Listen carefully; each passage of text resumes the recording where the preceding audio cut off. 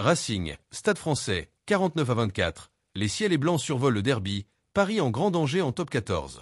Les Racingmen ont largement dominé le derby en passant 7 essais à Paris. Le Stade Français t'inquiète dans une fin de saison où il jouera sa peau dans le top 14.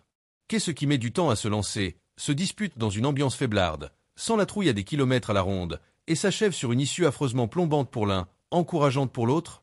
Allez, on met un terme au suspense pour ceux qui ont occupé leur soirée du dernier dimanche d'avril à autre chose qu'à du rugby. C'est le derby francilien du top 14, cette saison rendez-vous des mal classés, qui a basculé du côté du Racing 92, large vainqueur d'un Stade Français, 49-24, très inquiétant.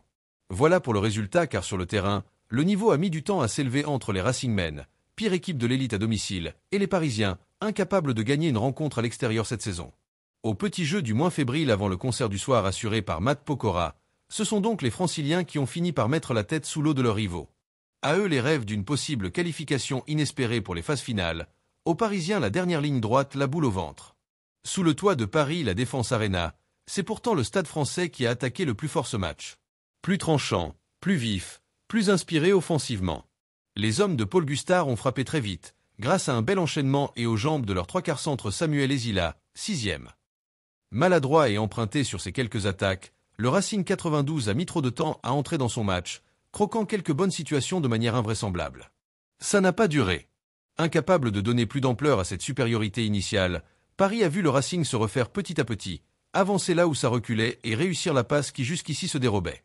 Et en 6 minutes à cheval sur la fin de la première période et le début de la seconde, les joueurs de Patrice Colazo ont basculé en tête à la faveur de 2 passages dans l'embut de Maxime Baudonne, 36e, et Nolan Le Garec, 42e.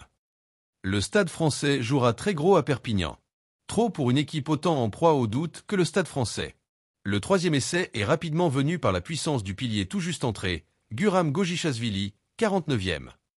Et Le Garec, coincé à un maigre 25% de réussite dans l'exercice, a laissé l'ouvreur Owen Farrell prendre le relais dans les tentatives face au Perche. L'Anglais y est allé de ses 5 points, dont une pénalité longue distance, 56e, pour permettre aux Racingmen de se donner de l'air. Avant que Joshua Tuisova n'offre le bonus offensif à son équipe juste avant l'heure de jeu, 59e. Paris n'est jamais revenu dans le coup, pas aidé par son banc bien moins décisif que celui d'en face, s'est fait encore transpercer par des offensives du Racing conclues par Le Garec, 66e, Diallo, 75e, et Ficou, 76e, et a été limité à 2 essais anecdotiques, 70e, 78e. On se demande, à bien le regarder, si ce Stade Français dispose vraiment des ressources pour s'en sortir dans cette fin de saison sous tension. Les joueurs de la capitale sont bloqués dans le fond du classement, avec juste un point de plus que la lanterne rouge Vannes et à égalité avec Perpignan. Ils iront justement en Catalogne dans 2 semaines. La peur au ventre, après ce derby où ils n'ont pas existé bien longtemps.